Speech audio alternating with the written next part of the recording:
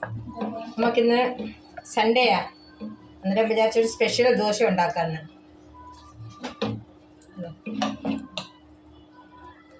നമുക്ക് പിള്ളേർക്ക് ഇഷ്ടപ്പെടും. പെട്ടെന്ന് പിള്ളേർക്ക് സ്കൂളിൽ കൊണ്ടുപോകാനും നമുക്ക് ആരെങ്കിലും പെട്ടെന്ന് വീട്ടിൽ വന്നാൽ ഉണ്ടാക്കി കൊടുക്കാനും നല്ല എളുപ്പത്തിലുള്ളൊരു ദോശയാണ്.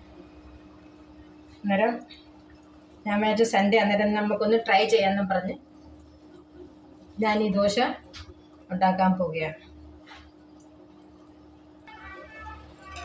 ഞാൻ ഈ ദോശ ഉണ്ടാക്കുന്നത് അപ്പക്കാരയിലാണേ. കണ്ടോ,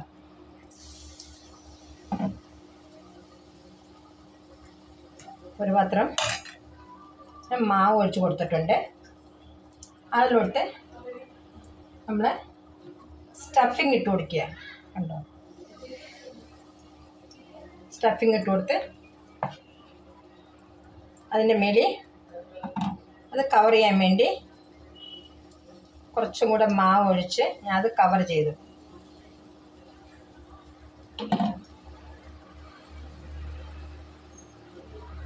നമുക്കിത്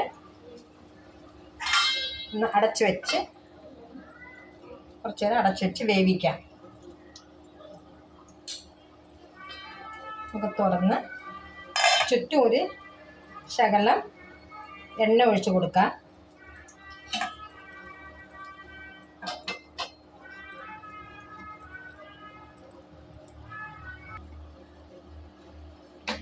ഞാൻ ദോശയൊന്ന് അതൊന്ന് തിരിച്ചിട്ട് കൊടുക്കാന്നേ.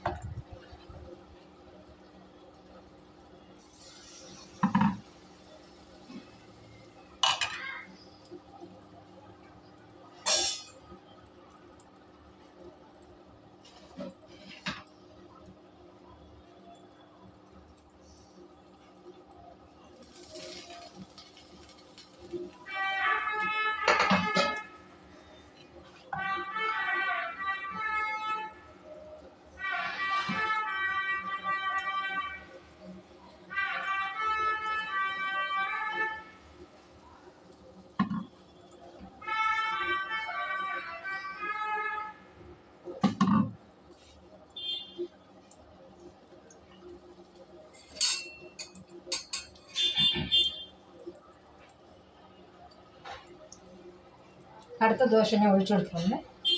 അതൊന്ന് കളർഫുള്ളാക്കാൻ വേണ്ടി ഞാൻ വെളുത്തുള്ളിയും വറ്റൽമുളകും കൂടെ പൊടിച്ച് വെച്ചിട്ടുണ്ട്. അതൊന്ന് അതിന് മേലെ ഇട്ട് കൊടുക്കാം. ഉണ്ടോ, അതൊരു കളർഫുള്ളായിട്ട് വന്നില്ലേ? ആദ്യത്തെ ഇടാൻ ഞാൻ മറന്നു. ആദ്യത്തെ ദോശ റെഡിയായി, കണ്ടോ? നല്ല യമ്മി ദോശയാണ്, നല്ല സ്പോഞ്ചി സോഫ്റ്റ് ദോശയാണ്. അടുത്ത ദോശ കാണിക്കാം. ദോശ ഉണ്ടാക്കാൻ വേണ്ടി നമ്മളെ റവ, ഉപ്മാ റവ എടുത്തിട്ടുണ്ട്. ഒരു കിണ്ണ റവ, അതേ ഒരു കിണ്ണത്തിന് കടലമാവ്, അതേ ഒരു കിണ്ണത്തിന് അരിമാവ്, ആവശ്യത്തിന് ശകലം ഉപ്പിട്ട് കൊടുക്കുന്നുണ്ട്. നമുക്കിനി ഇത് വെള്ളം ഒഴിച്ച് മിക്സ് ചെയ്തെടുക്കാം.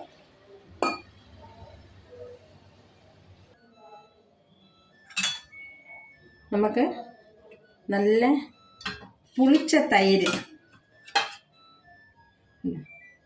അതിലിട്ട് കൊടുക്കാം.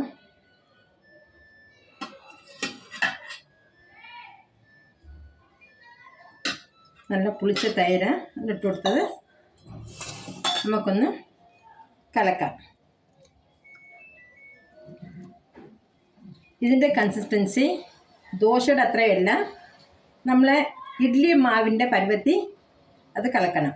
എന്നിട്ട് ഒരു 5 മിനിറ്റ് നമുക്ക് ഇത് അടച്ചു വയ്ക്കാം. എന്ന് വെച്ചാൽ നമ്മളെ റവ ഉണ്ടല്ലോ അതൊന്ന് കുതിർന്ന് വരും. അപ്പോൾ ഏതാണ്ട് ഈ കൺസിസ്റ്റൻസിയാണ് നമ്മൾ ഇഡ്ഡലി മാവിൻ്റെ കൺസിസ്റ്റൻസിയിൽ അത് നമ്മൾ കലക്കി വയ്ക്കേണ്ടത്.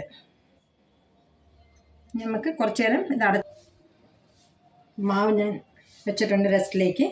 അപ്പോഴത്തേക്ക് നമുക്കതിൻ്റെ സ്റ്റഫിങ് ഉണ്ടാക്കാം. സ്റ്റഫിങ്ങിന് ആവശ്യമുള്ള സാധനങ്ങളാണ് 2 ഉരുളക്കിഴങ്ങ് ഞാൻ ഗ്രേറ്റ് ചെയ്ത് വെള്ളത്തിട്ട് വെച്ചേക്കും, ഇല്ലെങ്കിൽ അത് കറുത്തു പോകും. 2 ഉരുളക്കിഴങ്ങ് ഗ്രേറ്റ് ചെയ്ത് വെള്ളത്തിട്ട് വെച്ചിട്ടുണ്ട്. കുറച്ച് ഗ്രീൻ പീസ്, ഇത് ഫ്രോസൺ ഗ്രീൻ പീസാണ്. ഞാൻ ഒന്ന് ചെറുതായിട്ടൊന്ന് വേവിച്ച് മാറ്റി വെച്ചിട്ടുണ്ട്. ഒരു ഉള്ളി കണ്ടിച്ച് വെച്ചിട്ടുണ്ട്, ഇഞ്ചി, 2 വറ്റൽമുളക്, മല്ലിയില. നമുക്കിതിൻ്റെ സ്റ്റഫിങ് ഉണ്ടാക്കാൻ തയ്യാറാക്കിയാലോ? നമുക്കിതിൻ്റെ സ്റ്റഫിങ് തയ്യാറാക്കാം. പാത്രം വെച്ചിട്ടുണ്ട്. ഒരു 2 സ്പൂൺ എണ്ണ ഒഴിച്ച് കൊടുക്കുന്നത്.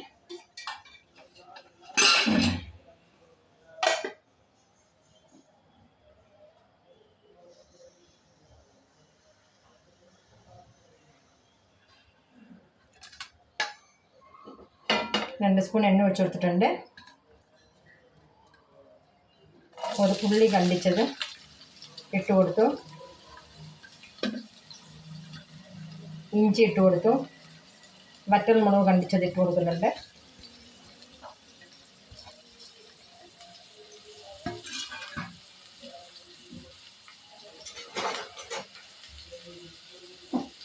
ഇളക്കി കൊടുത്ത് മൂക്കാൻ വിടാം. ഉള്ളി ഒന്ന് മൂത്ത് വിട്ടിട്ടുണ്ട്. നമുക്ക് ഉരുളക്കിഴങ്ങ് ഇട്ട് കൊടുക്കാം.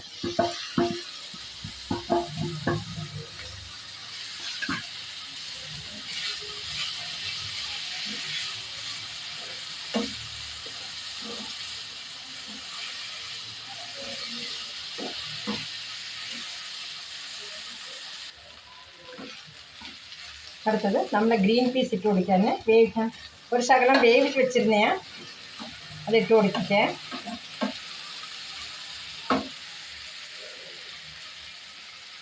ആവശ്യത്തിന് ഉപ്പ് ശകലം ഇട്ട് കൊടുക്കാൻ. ഇളക്കി നമുക്കൊന്ന് ഇളക്കി കൊടുത്തിട്ട് നമുക്കതിലോട്ട് ഒരു ശകലം ജീരകപ്പൊടി ഇട്ട് കൊടുക്കാം. ജീരകപ്പൊടി ശകലം ജീരകപ്പൊടി ഇട്ട് കൊടുത്തു. ഒരു ശകലം ചാട്ട് മസാല ക്ഷമിച്ചിട്ട് കൊടുത്താൽ മതി. ഇളക്കി ഒന്ന് വേവാൻ വേണ്ടി അടച്ചു വയ്ക്കാം.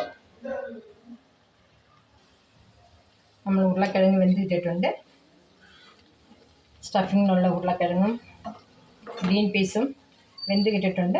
നമുക്ക് അതിലോട്ട് കുറച്ച് മല്ലിയില ഇട്ട് കൊടുക്കാം.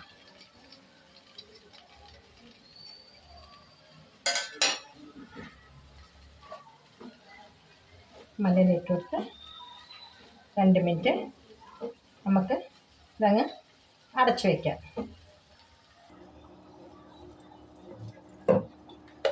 നമ്മളെ മാവ് റെഡിയായി. ഈ കൺസിസ്റ്റൻസിയാണ് വേണ്ടത്. മാവും റെഡിയായി, നമുക്ക് അതിനുള്ള സ്റ്റഫിങ്സും റെഡിയായി.